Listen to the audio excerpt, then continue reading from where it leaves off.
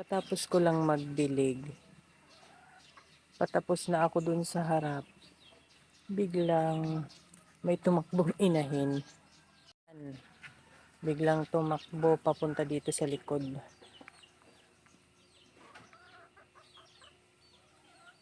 Kaya pala yung harang ko dun sa gilid ay na parang inumbag, pinabig. Ganyan ang itsura ng harang bago ako magdilig kanina. At habang nagdidilig ako dito sa may harap, bigla siyang lumabas. Ayan. Tambak na pala ang itlog. 1, 2, 3, 4, 5, 6, 7, 8. 8 na pala ang itlog. May talsik-talsik pa ng tubig at hindi ko alam na may itlog dito. Ayan ang kanyang mga itlog.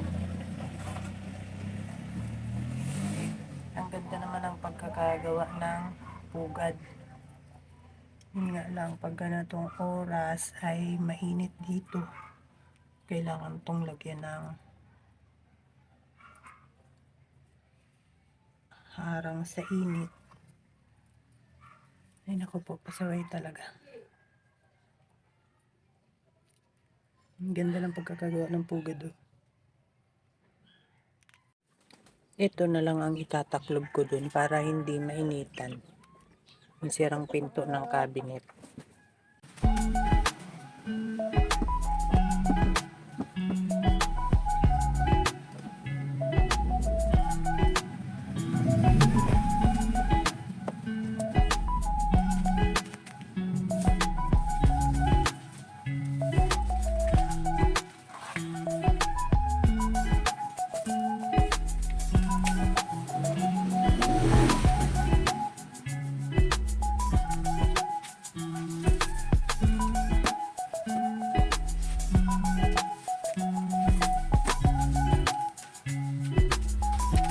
Nilagyan ko ng harang.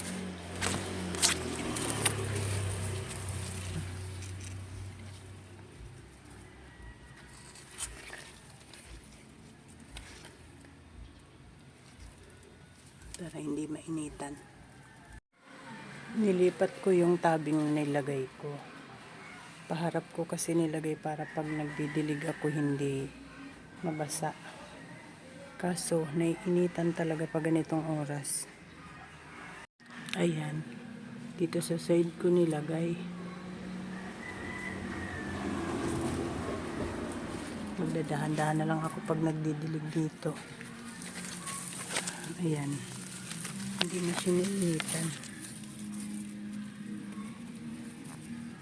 Saka ko na lang iipod itong paso para hindi masyadong mainit pag lumimlim na siya, pag nagsisimula na siyang lumimlim.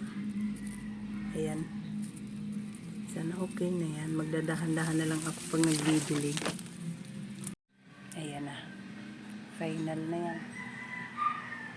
That's all guys. Thank you so much for watching. Follow for more.